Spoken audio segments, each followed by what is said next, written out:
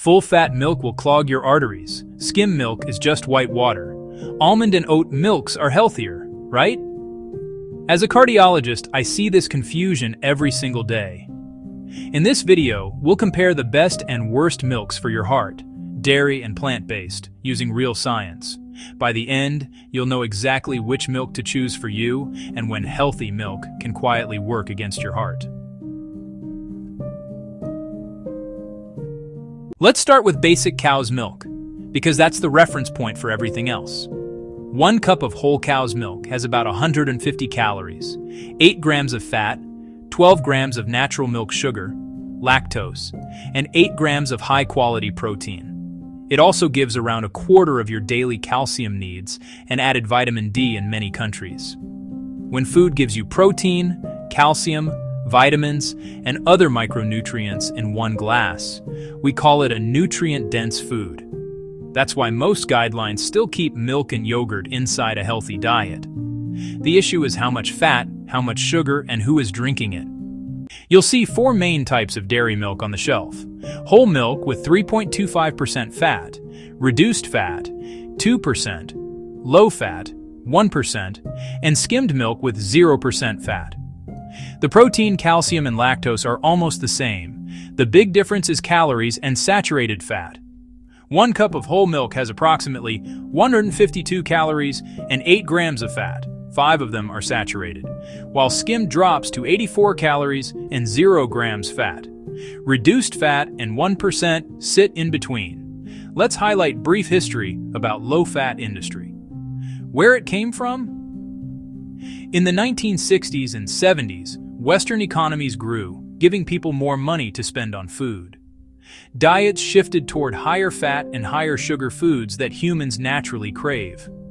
By the late 1970s, obesity and heart disease deaths began to rise. Research linked high cholesterol and saturated fat intake to heart disease. This led to low-fat dietary campaigns and the rise of the low-fat food industry. Why do most official guidelines still say, choose low-fat or skim? Because saturated fat can raise LDL bad cholesterol. The WHO recommends keeping saturated fat under 10% of daily calories, and the American Heart Association suggests 5 to 6% for people with heart disease.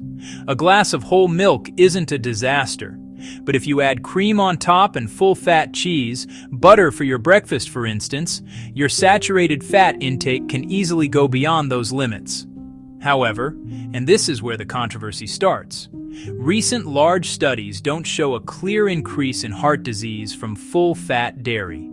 Some even suggest neutral or slightly protective effects for yogurt and cheese. Natural saturated fats in milk come within a complex dairy matrix that also delivers protein, calcium, and fat-soluble vitamins, and studies show no clear increase in cardiovascular events with moderate full-fat dairy intake.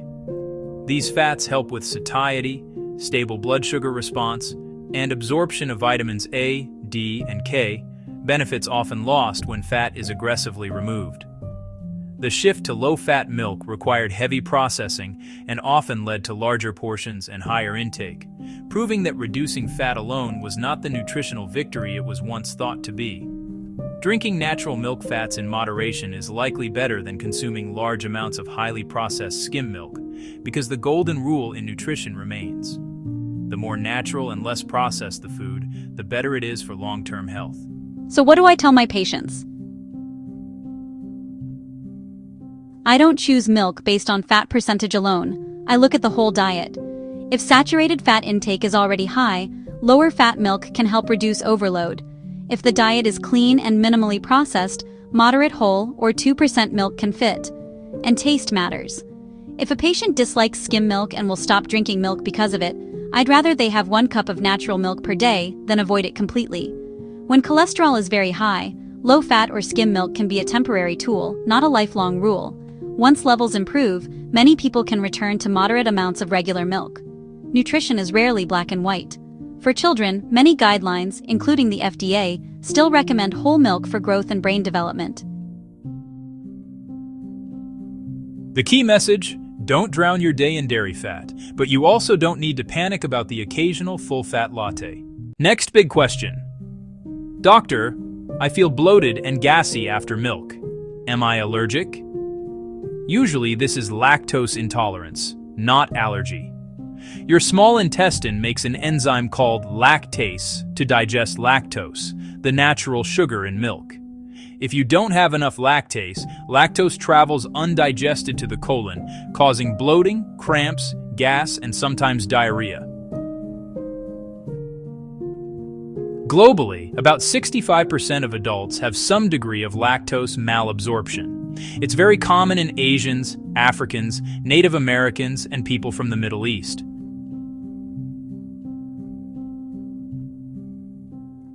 And yes, it can appear in adulthood.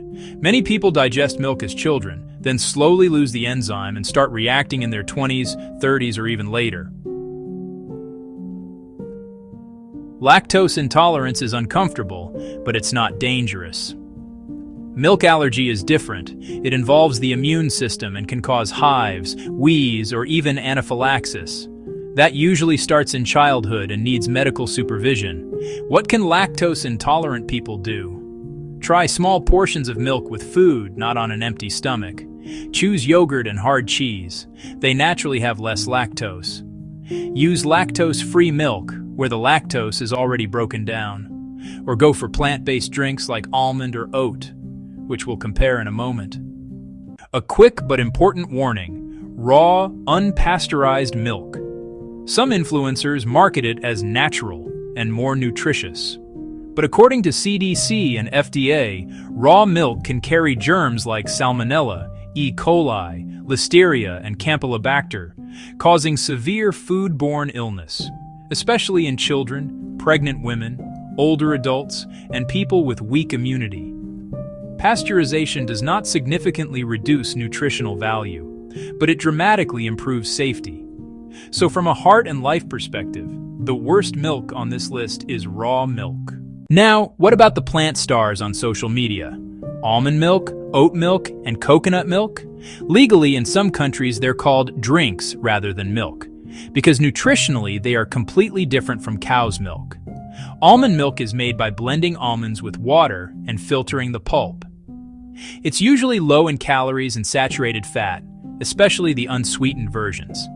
But it has very little protein, around 1 gram per cup compared to 8 grams in cow's milk. It is not naturally rich in calcium. Companies add calcium and vitamin D, and this added calcium may be absorbed slightly less efficiently than the natural calcium in dairy. So almond milk is great if you want a low-calorie, low-fat, lactose-free drink, but it's not a protein source. And you must choose fortified, unsweetened versions if you rely on it daily. Oat milk is made from oats and water. It usually has more carbohydrates and calories than almond milk, and about half the protein of cow's milk. Its advantage is a little fiber, roughly 2 grams per serving, and very low saturated fat. For many people with lactose intolerance, nut allergies, or those who want a more sustainable choice, unsweetened fortified oat drink is a nice option, but again, don't assume it magically has the same protein as cow's milk. Coconut milk beverage is different from the thick coconut milk used in cooking. The drink version is diluted with water. It is creamy and naturally lactose-free, but it tends to be higher in saturated fat and calories than almond or oat drinks, and very low in protein. So from a heart perspective, coconut drink is something to enjoy occasionally, not your everyday healthy milk, especially if you already struggle with high LDL cholesterol. A 2024 review comparing plant-based drinks to cow's milk found that most nut and grain drinks, including almond, coconut, and oat, have significantly less protein and often fewer vitamins and minerals than cow's milk, unless they're heavily fortified. So my verdict, they are useful lactose-free drinks, but nutritionally they are not equivalent to milk. Always choose unsweetened. Look for added calcium and vitamin D, and don't forget to get protein from other foods like eggs, legumes, and fish. So after all this, which milk wins our milk war? For most healthy adults, A small glass of pasteurized low-fat milk is an excellent everyday option. If you tolerate lactose and your cholesterol is under control, whole milk or 2% is fine in moderation. If lactose intolerant or vegan, choose unsweetened, fortified almond or oat drinks. Check the label for calcium and vitamin D, and remember to get enough protein elsewhere. Clearly on the worst side, raw milk, due to infection risk. Sugary flavored milks and milkshakes loaded with added sugar and cream, they turn a healthy food into a dessert. The real secret is not one magical milk. It's understanding your body, your heart risk, your gut, and then choosing the milk or drink that fits you. Tell me in the comments, which milk are you using now? And will you change after this? Send this video to someone confused about milk. This was your today's quick dose. Thanks for watching.